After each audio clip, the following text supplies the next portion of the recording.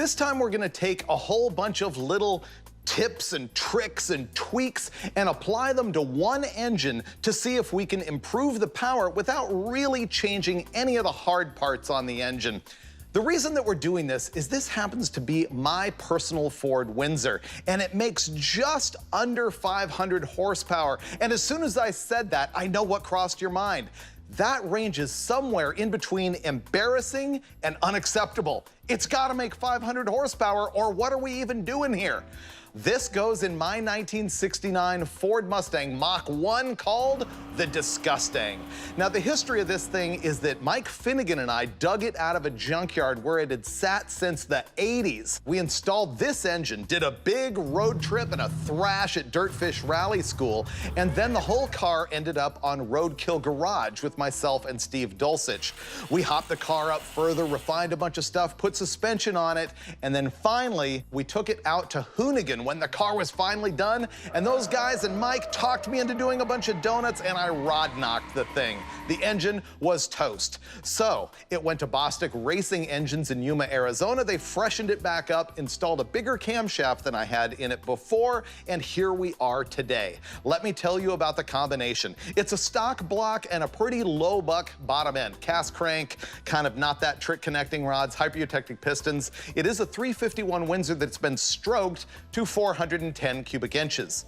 The money is in the cylinder heads, which are an Airflow Research 195cc Renegade head. They're really good. The camshaft in it right now is from Schneider Racing Cams. It's a solid roller. It's a single pattern. The duration at 50,000 tappet lift is 238, 238. It's on 110-degree lobe separation angle. The lift is in the neighborhood of 580 thousandths with the 1.6-to-1 ratio rocker arms that come factory on the Ford 351 Windsor. The compression on this thing is about 9.75 to 1. Up top, we've got the Edelbrock Performer RPM air gap on the thing, and we're gonna be running it with a vacuum secondary 750 CFM QFT carburetor.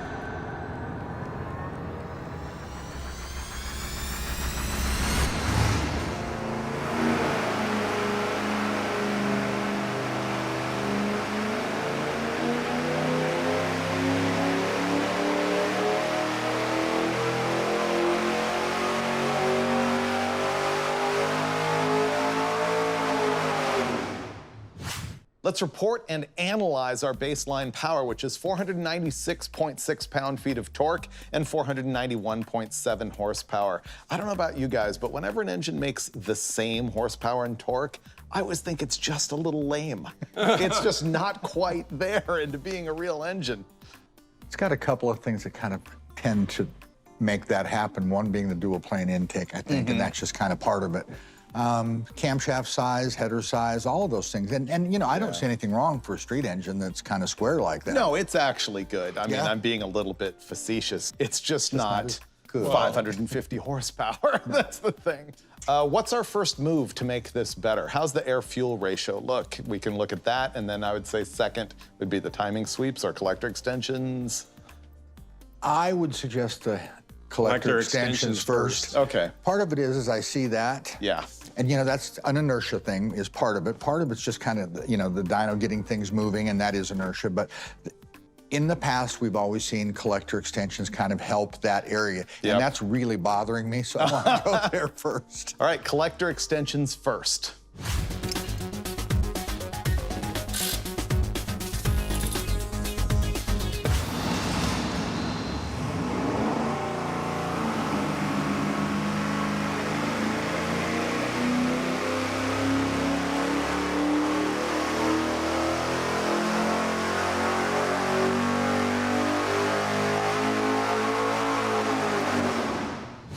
What a simple bolt-on for a huge gain in peak torque. 510.7 pound-feet is our new number, and a little bit of horsepower, 495.1. I love collector extensions. It's the way to go every single time. Yeah. Have you ever seen them not work? I have never seen them not work. That's what I thought. It's like one of those proven things. Yeah, and as we've seen, we get to a point where it doesn't matter anymore, but I've never seen a 12-inch collector not be better with an 18 or a 24. Yeah. So. Let's have a look at the overlay with no collector extension. Your mind's gonna be blown here. It makes a huge difference. Ooh. Yeah, look at that. Red is with no collector extension, black is with it. What this tells you is, let's say you've got a typical street car with a 3,000 RPM torque converter, and you take it to the drag strip. Well, you uncork your exhaust and you don't put collector extensions on it. That's what you're giving up. That's a lot. So now we're working on the tapered combination spacer. There we go.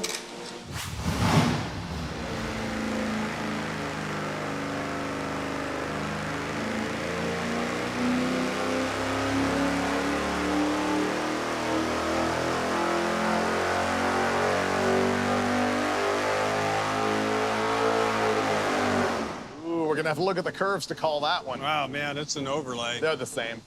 Well, that took a little bit of fiddling with jetting and such, but here's our two curves with the tapered combo versus the open spacer. Black is the tapered combo, red is open spacer. I'm gonna give the tapered combo the slide edge. Slide edge. It seems like we're doing better gaining torque than horsepower. Right. It seems that way. Fighting it, and it could be that we've got an intake manifold restriction up at the top. It just doesn't want to improve. yeah, you know, these manifolds I don't think were ever designed for 550 or 600 horsepower. So you know. basically, our new torque number is 515 pound-feet, and our new horsepower is 499, not 500. I love doing this. It's another intake manifold shootout. This one is gonna be for high-performance Fords based on the 8.2 deck height engine, the Windsor family, and that means 302s, or in this case, a dart block that has a big bore and it's stroked for 363 cubic inches. We're gonna be testing all of these different single-plane intake manifolds. Let's look at what they are. First of all, we have the Super Victor installed right now, so that's gonna be the baseline, and next, we're going to run the Edelbrock Victor Jr. The reason I'm doing that is these two are like the industry standards. Everybody knows them, everybody loves them, everybody runs them. So after we do, we're gonna find out if any of these contenders can actually live up to the reputation. We'll run the AFR first, and then the Trick Flow, and finally, that Parker funnel web clone from Speedmaster. Let's talk price. Now, one thing you gotta know is that the cost of raw aluminum has gone up 40% lately. So you're gonna see the cost of these manifolds spike big time, but I wanna sort of give you an idea of the range what's here.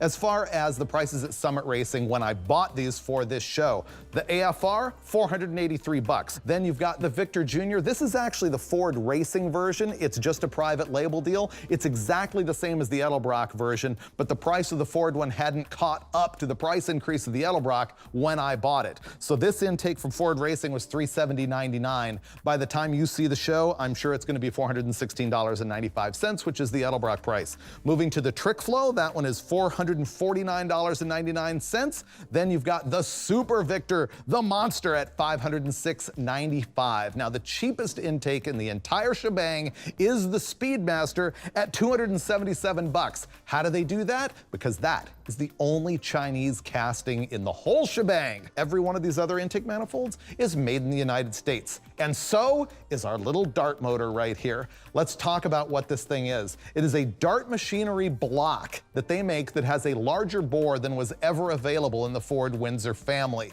It'll also take a big stroke, no problem.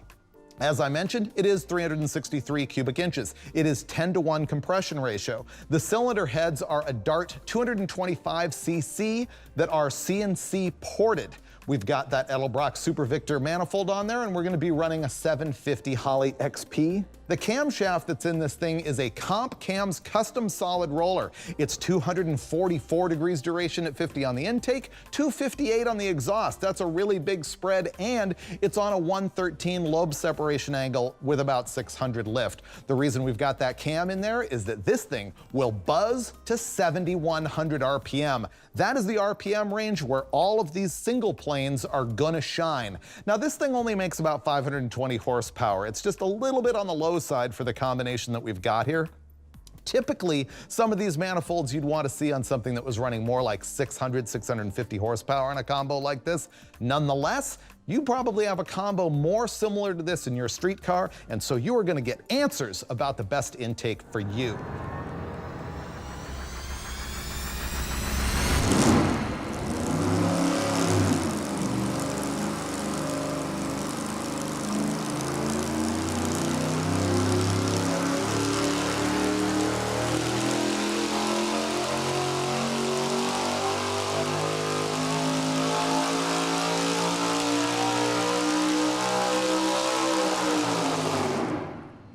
There's our results. 440 pound-feet of torque at 5,500 RPM, and at 7,000 RPM, we saw peak horsepower, 533.6.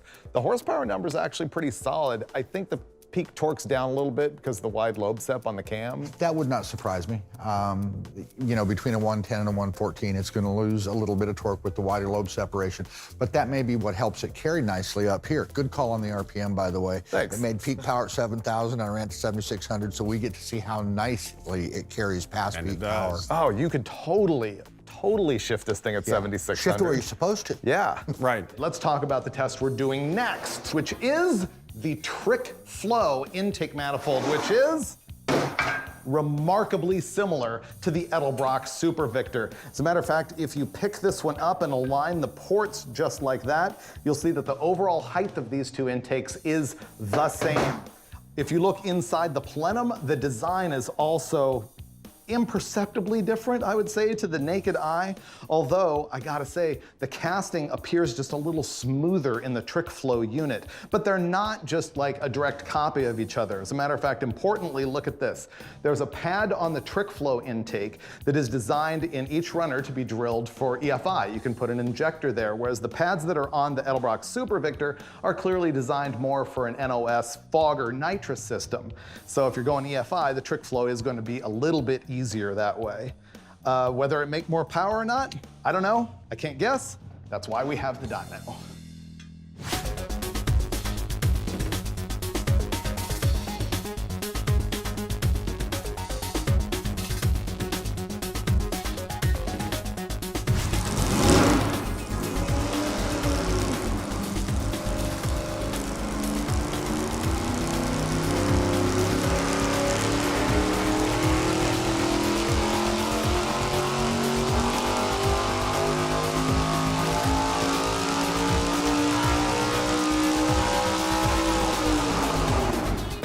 With the TFS, we have a new winner for best peak torque by a little bit. 443.2 pound-feet at 5,200 RPM and 529.2 at 6,800 RPM.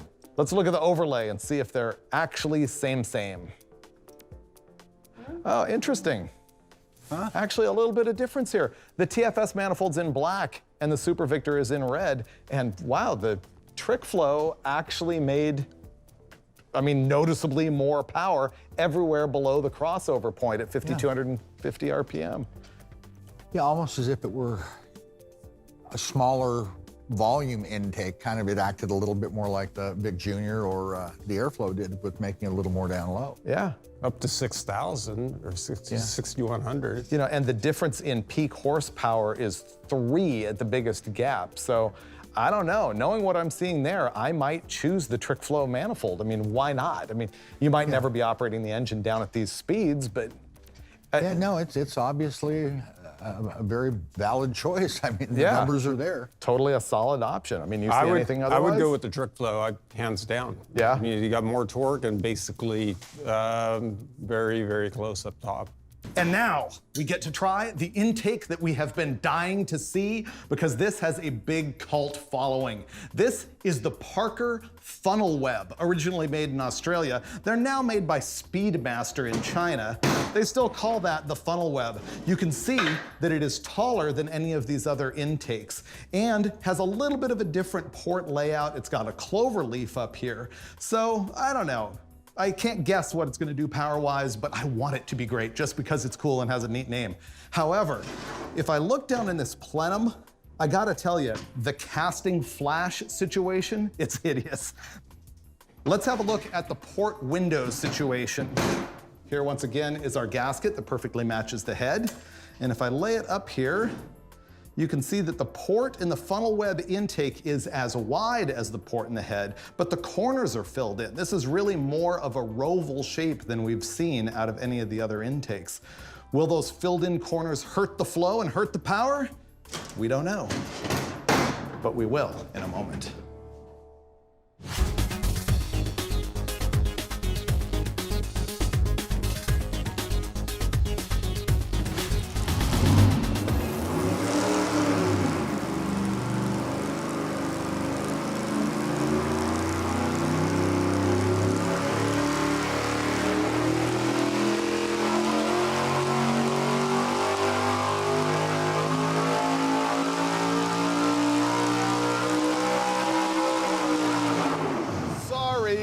was a heartbreaker. Yeah. Wow. And like the last trout flopping at the bottom of the barrel, the funnel web, Dulcich, 420.8 pound-feet of torque and 496.6 horsepower. The lowest numbers we've seen yet today. It was awful. Yeah. It was awful. Let's just look at our best and our worst. This tells you just how bad your decision can be on an intake manifold. This is the overall best intake we tested today in red, the Trick Flow Specialties unit, and overall the worst, the funnel web in black.